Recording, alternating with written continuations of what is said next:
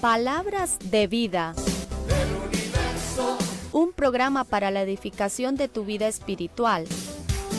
Aquí compartiremos con ustedes enseñanzas bíblicas para la vida cotidiana, mejorar la convivencia en familia y la comunidad y cómo alcanzar crecimiento y desarrollo en su vida personal.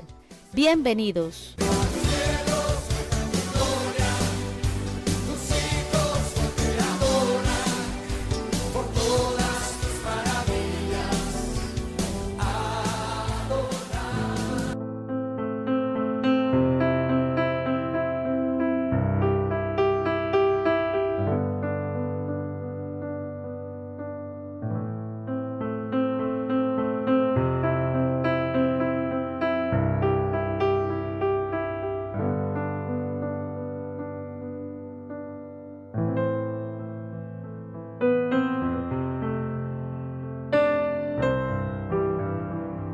Hermanos televidentes en todo el mundo, bienvenidos, en especial los de Medellín porque los podemos acoger, recibir en nuestro templo. Acuérdense que estamos en la carrera 41-84-56, Manrique Las Granjas.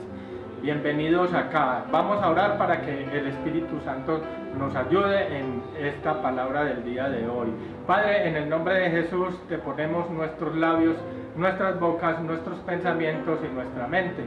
Y la mente de todos los que nos escuchan en estos momentos en cualquier parte del mundo, Señor, para que esta palabra que es espíritu y es vida llegue a estos corazones, Señor, y haga lo que tú la enviaste para hacer. Lo que tú la enviaste para hacer es a darnos vida en el espíritu. En el nombre de Jesús te damos las gracias. Amén. Amados televidentes, bienvenidos a su programa Palabras de Vida. Estamos en nuestro tema Dios Creador.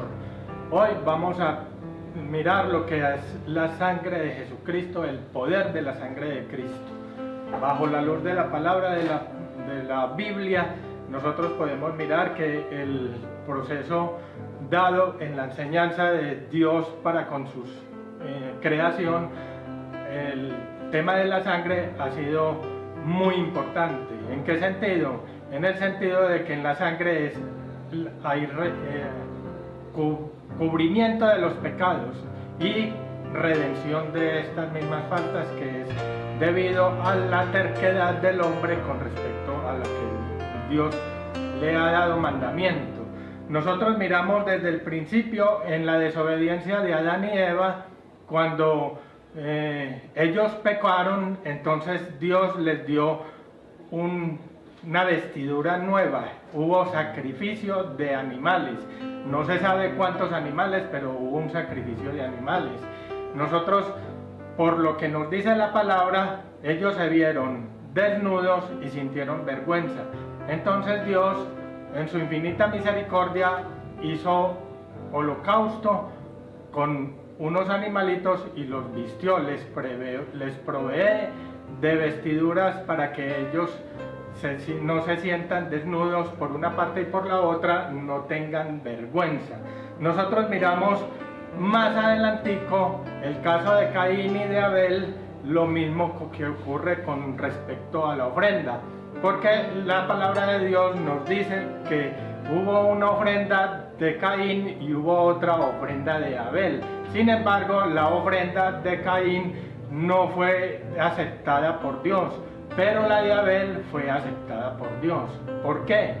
Esto lo dice muy claro porque la ofrenda que tenía Abel, que llevó Abel, eran unos animalitos los cuales tenían sangre, ¿cierto? Entonces nosotros miramos aquí el mensaje a través de la Biblia, que sin derramamiento de sangre no hay remisión de los pecados, como nos lo dice más adelante en la carta a los Hebreos.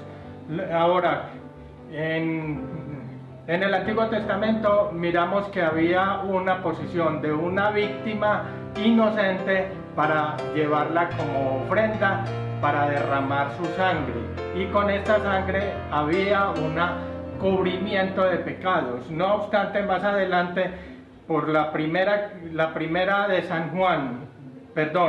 primera de Samuel, capítulo 15, versículo 22, nosotros podemos mirar que el mensaje de Dios es que a Él no le agrada tanto los holocaustos, los sacrificios de los animales, pero sí le agrada más lo que es obedecer y el ser perceptivos a su palabra, de tal forma de que nosotros podamos hacer tal y como están las cosas escritas en este libro. A Saúl le costó su reino precisamente por la terquedad, porque él quiso hacer lo que a él se le había venido en mente, que era muy diferente a las instrucciones que le había dado Dios al respecto. Eso lo podemos mirar en 1 de Samuel, el capítulo 15, para los que deseen extenderse en este tema. Sin embargo, en la primera carta de Pedro, el capítulo 1, versículo 18, nosotros miramos que hay una destinación desde antes de la creación del mundo. Voy a leerlo para que tengamos mayor claridad acerca de este tema. Dice así, en Primera de Pedro, capítulo 1, me ubico en el versículo 18.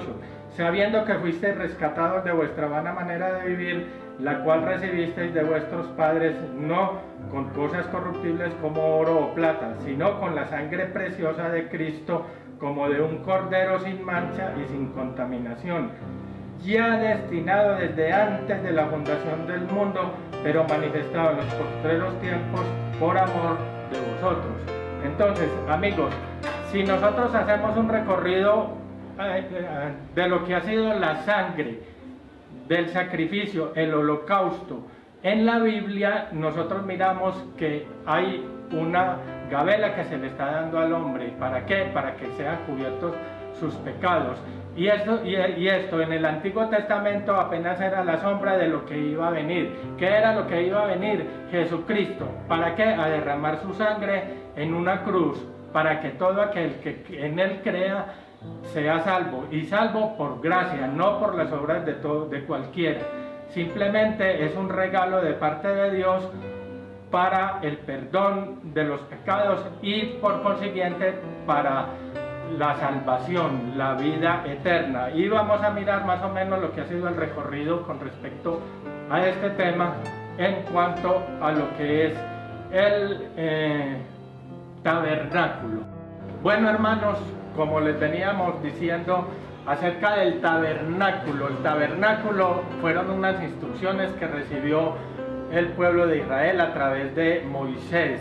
Cuando Moisés liberó al pueblo de Israel de la tiranía de Egipto, cuando llegaron al desierto, entonces unas instrucciones de Dios que fueron muy precisas en cuanto a los materiales y en cuanto a cómo debía ser la forma como se debía de construir el tabernáculo, porque Dios había decidido morar allí y tener un contacto con el pueblo de Israel, su pueblo preferido en aquel entonces.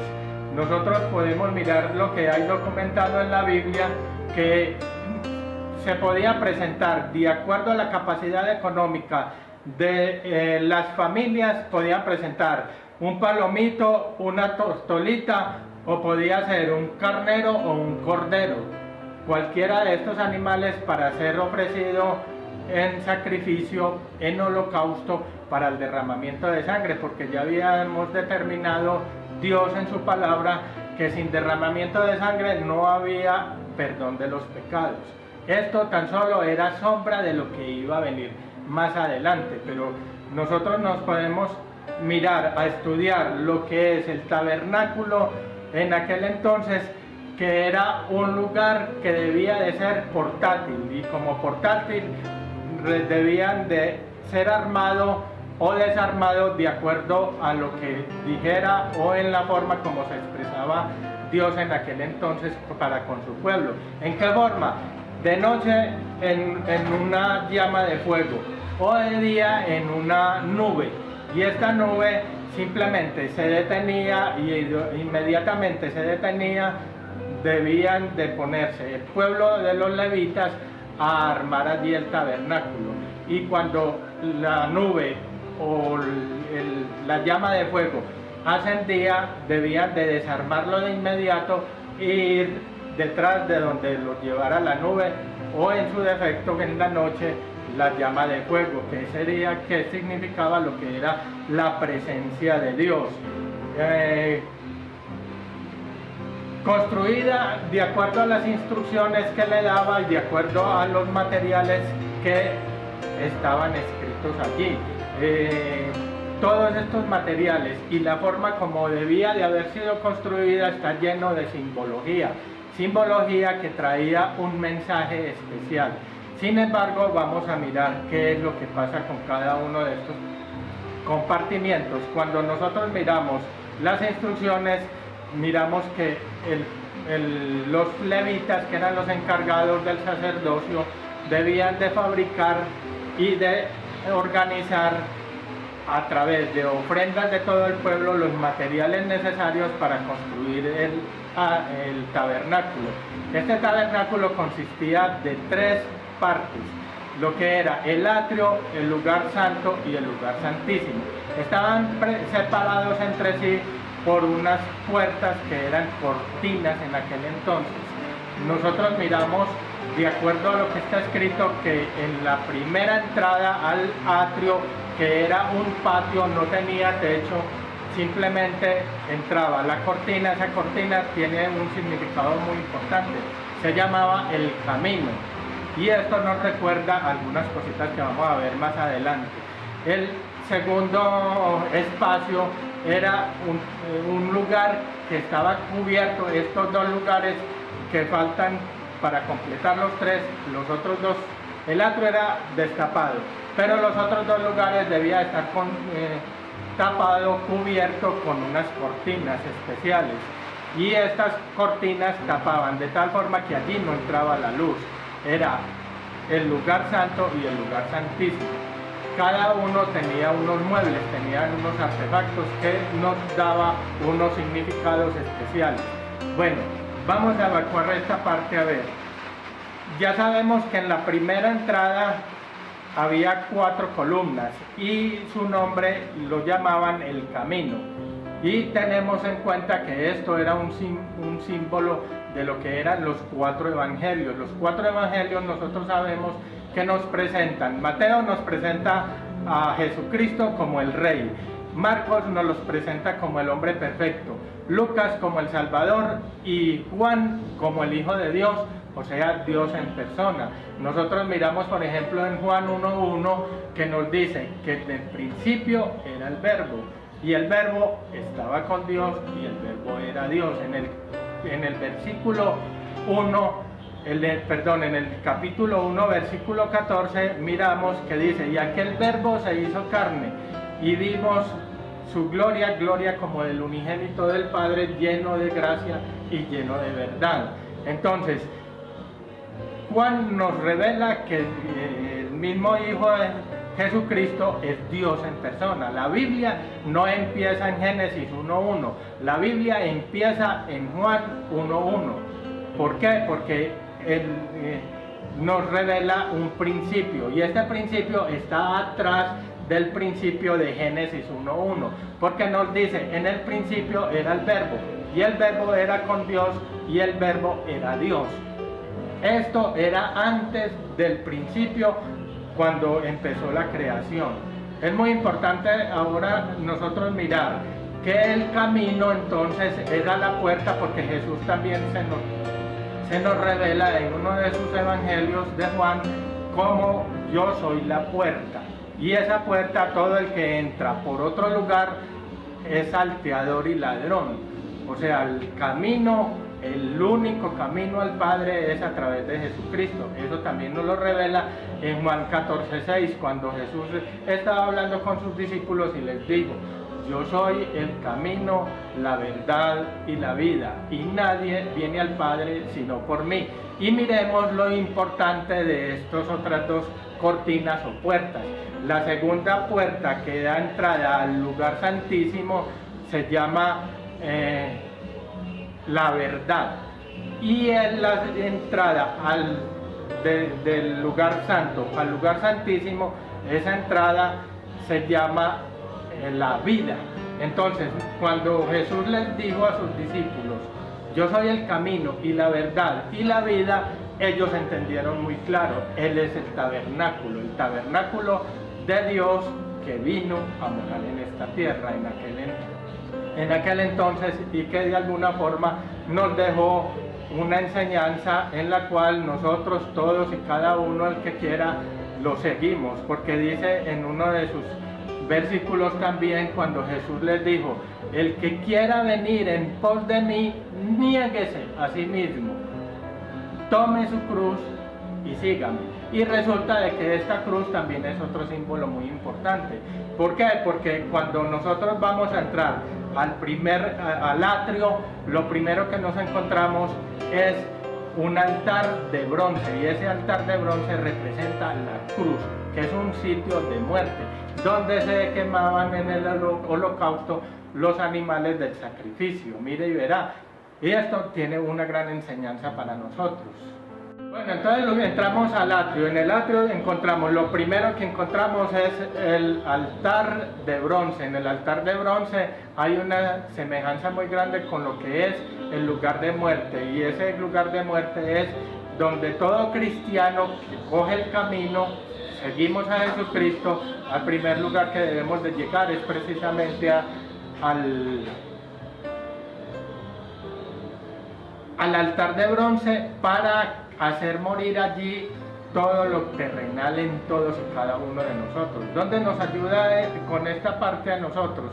Cuando Jesús nos dice a nosotros que nosotros debemos de morir para poder hallar la vida. Cuando nosotros hallamos la vida, que es este tabernáculo, que es camino, es verdad y es vida, entonces empezamos un proceso que es el que todo cristiano debe de seguir, de ir superando todas sus cosas que aprendió en este mundo.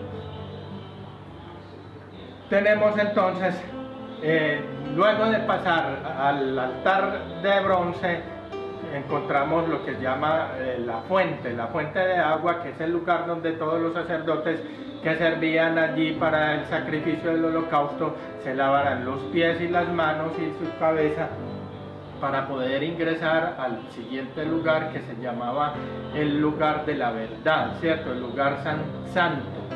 Y empieza por la puerta que se llama la verdad, y esta puerta está configurada por 5 columnas que quieren decir los 5 ministerios. ¿Cuáles son estos 5 ministerios? Pues está el apóstol, el profeta, el evangelista, el pastor y el maestro.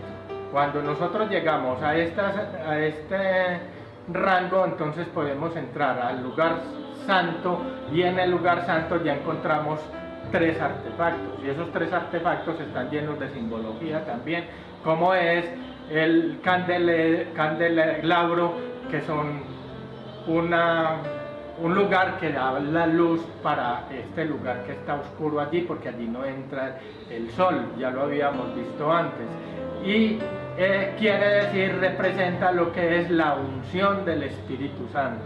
También encontramos la mesa de los panes de proposición, que es otro lugar, y también encontramos, ya llegando a la entrada para el lugar santísimo, lo que es el altar del incienso. Ese altar del incienso nos representa lo que es la oración, lo que es la adoración y lo que es las alabanzas a Dios. Cuando llegamos allí encontramos una cortina, que esa cortina va a dar la entrada para el lugar santísimo, que también son 4 columnas que representan también los 4 evangelios. Y sabemos que el evangelio es poder de Dios para salvación a todo aquel que cree, al judío y también al griego, a todos los que no son judíos. Ahí entramos nosotros, amigos. Cuando entramos, ese velo fue roto cuando Jesucristo murió en la cruz. Nos dice que el velo fue roto de arriba hacia abajo, y por lo tanto ya nosotros tenemos entrada libre al lugar santísimo. En el lugar santísimo encontramos nosotros lo que es la presencia de Dios, que está allí configurada como el arca del pacto o el arca de la alianza. Que se guardaban allí el maná, estaba la vara de Aarón que reverdeció, y las tablas de la ley que fueron escritas en el monte de Sinaí a Moisés. Esto también representa muchas otras cosas. Vamos a condensarlas de una forma muy clara. Nosotros, cuando encontramos en el Nuevo Testamento que tuvo Jesucristo un contacto con la mujer samaritana, encontramos que Él les dice ya en qué forma deberíamos de adorar al Padre, porque el Padre busca adoradores en espíritu y en verdad. Y sabemos por Juan 6:63 que las palabras de Jesús son espíritu y son vida. Vida, que es el nombre que toma aquel compartimiento que es el lugar santísimo. ¿No les parece mucha coincidencia, amigos? Miremos y verán. Cuando nosotros adoramos en espíritu y en verdad, que es necesario que adoremos, es porque una maqueta de esta adoración está representada en este tabernáculo que habían construido en el desierto donde divagaba el pueblo de Israel, y que en cierta forma, cuando nosotros llegamos a conocer de alguna forma en avanzado, un poquito avanzado, lo que es la palabra de Dios, nosotros nos damos cuenta que el mundo está perdido. Cuando nosotros empezamos a seguir la corriente de este mundo, nos perdemos por completo. ¿Estamos dónde? En el desierto. ¿Y quienes empiezan a salir de ese trance, de ese mundo de muerte? Somos únicamente todos aquellos que conocemos la palabra de Dios y empezamos a marchar de acuerdo a lo que está escrito allí. Esa es precisamente la exhortación, la invitación que les hacemos a ustedes, amigos, para que se conviertan, igual que nosotros, en hermanos de Jesucristo. Todos somos hermanos cuando comemos este pan de vida que es Jesucristo. Entonces le damos la bienvenida y empecemos a trabajar en ello, queridos amigos. Que Dios los bendiga y que aprovechen esta palabra que es pan de vida. En el nombre de Jesús, amén. Vamos a orar para que terminemos este programa y que esta palabra sea protegida. Padre Celestial, te damos las gracias por esta palabra, Señor, que sea una palabra que dé fruto para ti, Señor. La gloria es para ti, Señor, y que cada uno de los que escucharon este programa sea protegida esta palabra de todo pájaro come semilla, sea atado, ligado y reprendido en el nombre de Jesús, y para la gloria de Dios, y que todos y cada uno sean recibiendo esta vida tan abundante que es la que tú nos quieres dar. En el nombre de Jesús, amén.